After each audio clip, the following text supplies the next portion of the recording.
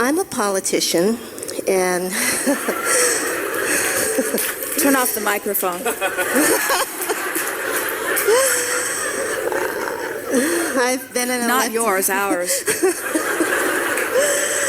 I've been in elected office, and now I serve in leadership positions, and I got the snickers when the other woman asked the question about her husband, and I know that the field is one where we do what we do because we don't know what we don't know. We don't know any better, and in the years that I have been involved as a leader, and I seem to be compelled to continue to be a leader, it's been my desire since I've found law of attraction to know what it's like, or to inspire myself, inspire others through my own example, to be a leader in politics or part of a political movement or something like that, where we lead from a perspective of law of attraction, an awareness of that, a connection to source, and well, let us interject something here, because we don't want to give anyone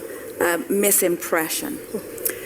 We think that politics is as wonderful as anything else you might choose. Yes. We think it is a wonderful thing to be sincerely involved in an aspect of life on this planet where you, from a personal standpoint, come to powerful conclusions because of what you are observing, where your desire on behalf of others for the well-being of the good of the whole is formulated within you, and you launch powerful rockets of desire. And we can think of nothing more wonderful than for you then to gather together with others who, in a like-minded way, wish for things to get better. And we also agree that it is possible for several different factions or parties or even households to have differing views on what should be done.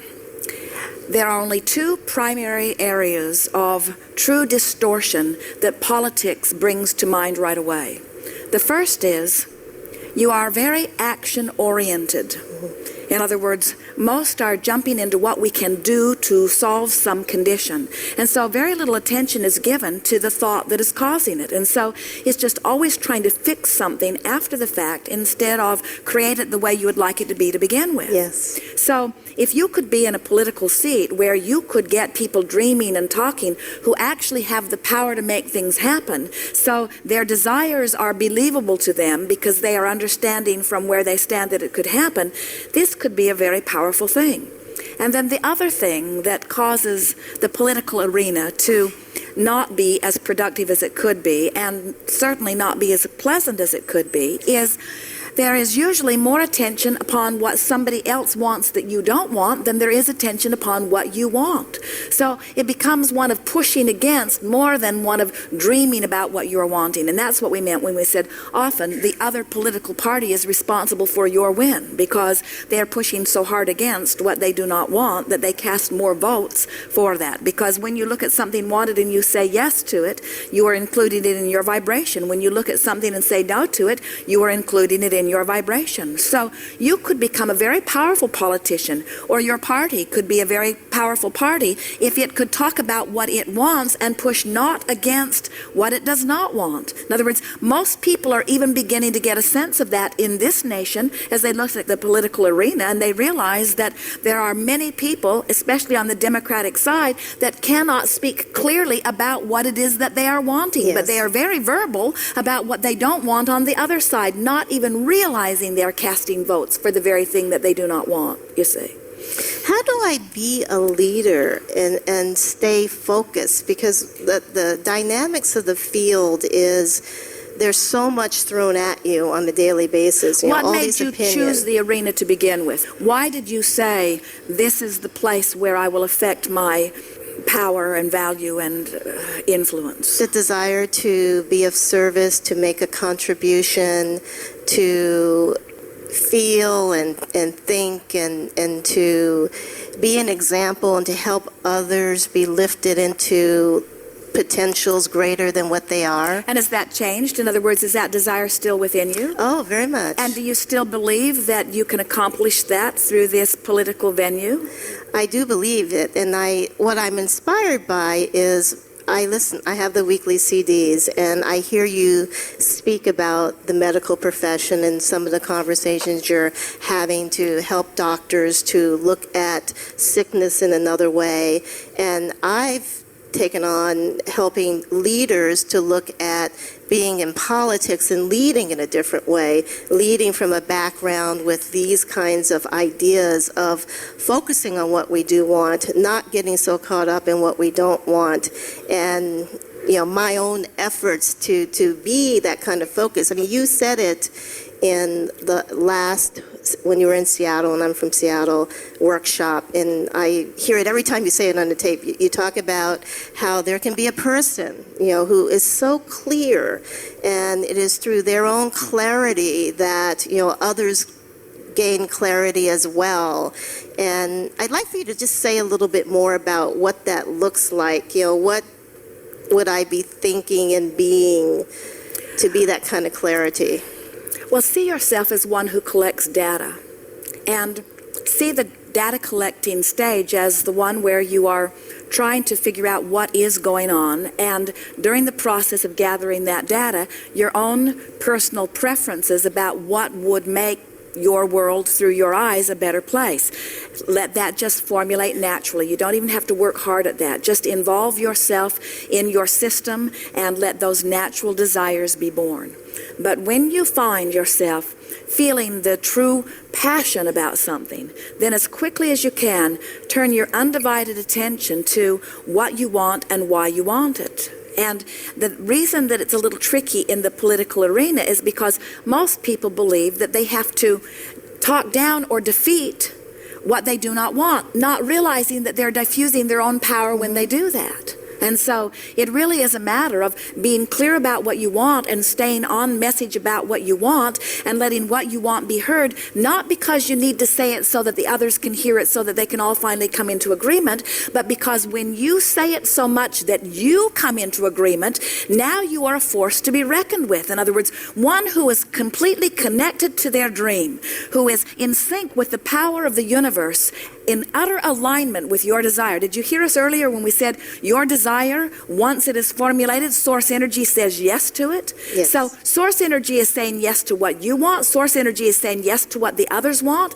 And so if you are a competitive lot, you're saying, well, Abraham, how can source be saying yes to my team that wins and yes to the other team that wins? Who's going to win? And we say the team that's most in alignment with their own desire. And so when you realize that all you have to do is get into alignment with what you want, which means it's got to feel good to you when you talk about it, now everything will fall into place for you. There's another thing that we would like to give to you, and that is that when you think about creating your own reality, can you hear us when we talk about the importance of your perception of your own personal power? Yes. Can't you just feel that resonate with you? In other words, and can't you feel that the way you feel is about that perception of your degrees of empowerment? And isn't a feeling of disempowerment the worst feeling in the world? Yes. So, as a leader, your work is to feel your own empowerment, but not to gain the empowerment so that you can dole it out to those who need it, because that goes against the universal system. What you want to do is demonstrate how to gain your personal power with an eye to helping others understand how to gain their personal empowerment, because an individual will not be truly happy until they acknowledge that they are in control of their own experience, nor will your constituency. In other words, it's the same for everyone. You've got to feel your power, and nobody likes somebody else having the power, you see.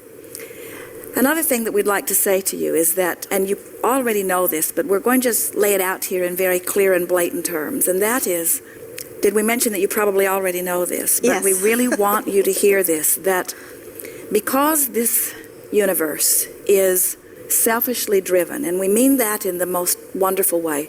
When you think about it, that every point of consciousness gets to selfishly choose what's best for them, and Source agrees right away. Step 1, step 2, taken care of.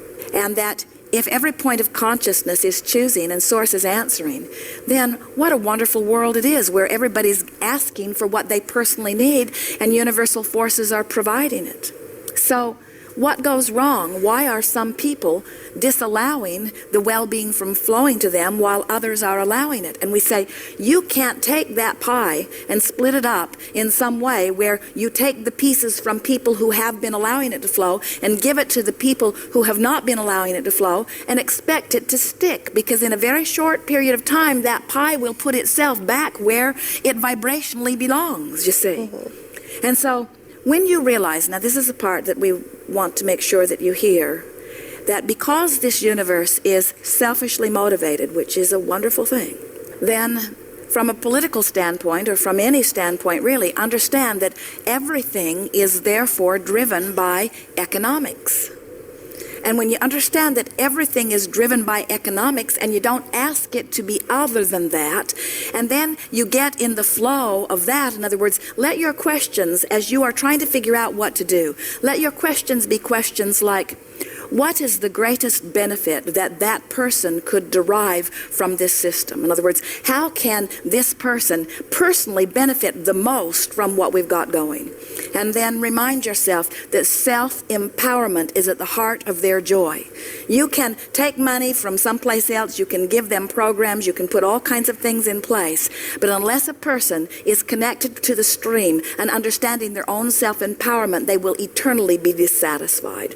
So if we were talking to you and you were asking how to be a good parent, or if you were a teacher asking how to be a good teacher, or if you were a politician asking to how to be a wonderful politician, our answer is the same in every case.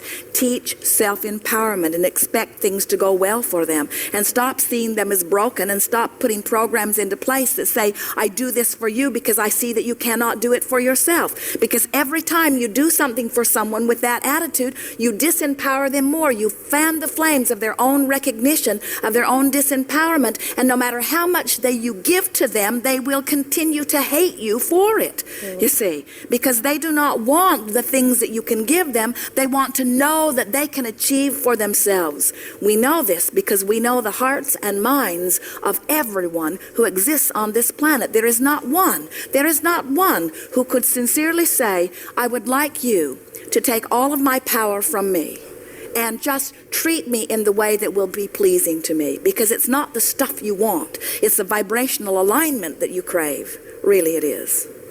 Well, that's one of the reasons why I've combined now politics with being a spiritual teacher. And, you know, I do workshops, lectures, and seminars on spirituality with this idea of combining, interweaving politics. But you see, spirituality is ready to be received by some and abhorrent to others. Spirituality is a very broad spectrum. In other words, your spirituality might not be the spirituality that they want to hear about. There's all kinds of prickly spines that go up around that subject. But when you're talking about personal empowerment, everyone resonates with that, you see. So that's a better conversation. It's certainly a broader conversation, and one that won't get you shut down in the first moments of opening your mouth. And isn't really the basis of politics the upliftment of the whole? Yes. Isn't that what they would tell you in words, that we're working for the greater good? And we say, liars, liars, all of them, because no one really has the ability to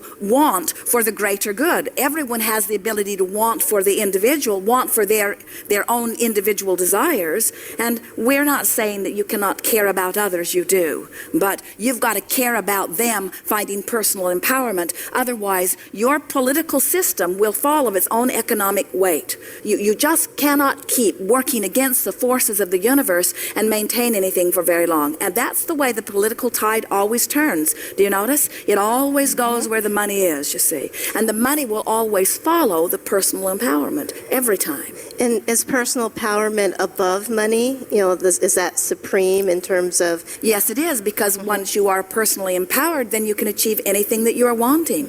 It can be dollars if you want it, or more time if you want it, or more love if you want it, or more clarity if you want it, or more wellness if you want it. In other words, abundance of all things comes to you when you understand your personal empowerment.